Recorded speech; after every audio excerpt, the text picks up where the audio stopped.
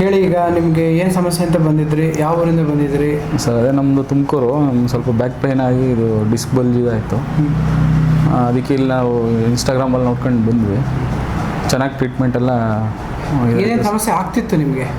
ಅದೇ ಸರ್, ಕಾಲು ಸ್ವಲ್ಪ ಎಳ್ತಾ ಬರ್ತಾಯಿತ್ತು ಇಲ್ಲಿಗೆ, ಮತ್ತು ಸೊಂಟ ಕೆಳಗಡೆ ಬರ್ತಾ ಇತ್ತು. ಏನು ವೃತ್ತಿ ಮಾಡ್ತೀರಿ ನೀವು? ನಾವು ಟೀಚರ್. ಜೊತೆಗೆ ಯಾವ ಸಮಸ್ಯೆಯಿಂದ ಇದು ನಿಮಗೆ ಹಿಂಗಾಯ್ತು? ಅದೇ ಸರ್, ನಾನು ವೆಯ್ಟ್ ಲಿಫ್ಟ್ ಮಾಡಿ ಅದು ಡಿಸ್ಕು ಸ್ವಲ್ಪ ಜರುಗಿ. ವೆಯ್ಟ್ ಲಿಫ್ಟ್ ರೆಗ್ಯುಲರ್ ಮಾಡ್ತಿರೋ? ಅವತ್ತೊಂದಿನ ಮಾಡಿದ್ರೆ? ಇಲ್ಲ ಸರ್, ಒಂದು ಜಿಮ್ಮಲ್ಲಿ ಕಂಪ್ಲೀಟ್ ಮಾಡ್ತಾ ಇದ್ವಿ. ಅವತ್ತು ಹೆವಿ ವೆಯ್ಟ್ ಹಾಕೊಂಡು ನೋಡೋಣ ಅಂತ ಹೇಳಿ ಎತ್ತಕ್ಕಾಗುತ್ತೆ ಇಲ್ಲ ಅಂತ ಪ್ರಯತ್ನ ಮಾಡಿದ್ರಿ.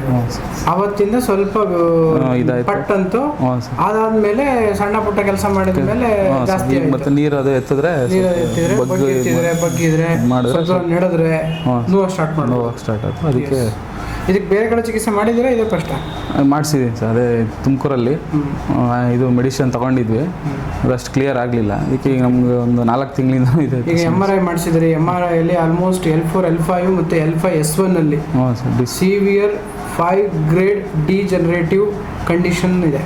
ಅಂದರೆ disc nucleus pulposus almost dehydrated ಇದೆ.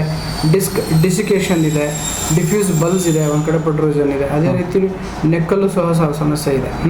ಸೊ ಆ ಚಿಕಿತ್ಸೆಗೆ ಏನು ಮಾಡಬೇಕು ಅನ್ನೋದನ್ನು ನಾನು ತಿಳಿಸಿದ್ದೇನೆ. ಜೊತೆಗೆ ಚಿಕಿತ್ಸೆನೂ ಮಾಡಿದ್ದೇನೆ. ಏನು ಅನ್ನಿಸ್ತು ಆಫ್ಟರ್ ಚಿಕಿತ್ಸೆ? ಈಗ ನನಗೊಂದು 50-60% ರಿಲೀಫ್ ಆಯಿತು. ದೇಹಕ್ಕೆ ಒಂದು ಕಂಫರ್ಟ್ನೆಸ್ ಬಂದಿದೆಯಾ? ಹಗುರ ಅನಿಸಿದೆಯಾ? ನೋವಿಂದ ಒಂದು ಸ್ವಲ್ಪ ಹೊರಗಡೆ ಬಂದಿದೆ ಅನ್ನೋ ಭಾವನೆ ಇದೆಯಾ? ಹೌದು ಸರ್. ಓಕೆ.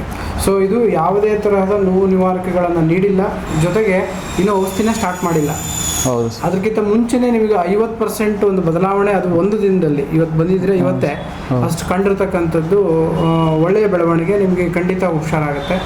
ಸರಿಯಾಗಿ ನಾವು ಹೇಳೋ ರೀತಿಯಲ್ಲಿ ಎಕ್ಸಸೈಸು, ಆಹಾರ, ಔಷಧಿ, ನೀವೇ ಸ್ವತಃ ಕಷ್ಟಪಟ್ಟು ಆರೋಗ್ಯನ ಗಳಿಸ್ಕೋಬೇಕು. ನಾವು ಗೈಡ್ ಅಷ್ಟೇ.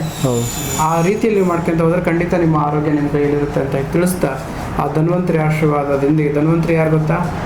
ವಿಷ್ಣುವಿನ 12ನೇ ಅವತಾರ, ಆರೋಗ್ಯದ ಅಧಿಪತಿ. ಆರೋಗ್ಯ ಬೇಕು ಅಂತ ಧನ್ವಂತರಿನ ಆರಾಧನೆ ಮಾಡಬೇಕು. ಹಾಗಾಗಿ ಪ್ರತಿನಿತ್ಯ ನೀವು ಸಾಧ್ಯ ಆದರೆ ಟೀಚರ್ ಆಗಿರೋದ್ರಿಂದ ಓಂ ನಮಾಮಿ ಧನ್ವಂತರಿಂ ಆದಿದೇವಂ ಅಸುರೈರ್ವಂದಿತ ಪಾದ ಪದ್ಮಂ ಲೋಕೆ ಜರ ಋಗ್ಭಯ ಮೃತ್ಯುನಾಶಂ ದಾತಾರಮೀಶಂ ವಿಧೌಷಧೀನಾಂ ಧನ್ವಂತರಿಂ ರಮಾನಾಥಂ ಸರ್ವರೋಗ ನಿವಾರಕಂ ಅಂಥೇಳಿ ಒಂದು ಮಂತ್ರ. ಈಗ ನಾವು ವಿಡಿಯೋ ಶೇರ್ ಮಾಡ್ತೇವೆ ನಿಮಗೆ. ಇದನ್ನು ಕೇಳ್ಕೊಂಡು ನೀವು ಹೇಳಿ, ನಿಮ್ಮ ಮಕ್ಕಳಿಗೆ ಹೇಳಿಸಿ, ಸ್ಟೂಡೆಂಟಿಗೆ ಹೇಳಿಸಿ. ಇವೆಲ್ಲ ಹೇಳೋದ್ರಿಂದ ಪಾಸಿಟಿವ್ ವೈಬ್ರೇಷನ್ ಬರುತ್ತೆ. ಜೊತೆಗೆ ಎಲ್ಲ ಥರದ ರೋಗ ರುಜಿನ ದುಃಖ ದುಮಾನಗಳಿಂದ ಹೊರಬರುವಂಥ ಒಂದು ಸಿದ್ಧಿ ಮಂತ್ರ ಇದು. ಸೊ ಇದನ್ನ ಹೇಳೋದ್ರಿಂದ ನಿಮ್ಗೆ ಆರೋಗ್ಯ ಬರುತ್ತೆ. ಸೊ ಮತ್ತೊಂದು ವಿಸಿಟಲ್ಲಿ ನೋಡಿ, ನಿನ್ನ ಉಳಿದ್ರೆ ಪಂಚಕರ್ಮ ಚಿಕಿತ್ಸೆಗಳನ್ನು ಮಾಡ್ತಾನೆ ಅಂತ ಹೇಳಿದ್ದೀನಿ. ಅದು ಡಿಹೈಡ್ರೇಷನ್ ಆಗಿದೆಯಲ್ಲ, ಅವನ್ನೆಲ್ಲ ಮತ್ತೆ ನಾವು ಹೈಡ್ರೇಷನ್ ಮಾಡಬೇಕು. ಅದಕ್ಕೆ ಶಕ್ತಿ ಕೊಡುವಂಥ ಕೆಲಸ ಆಗಬೇಕು. ಅದು ಮುಂದಿನ ದಿನಗಳಲ್ಲಿ ಮಾಡೋಣ.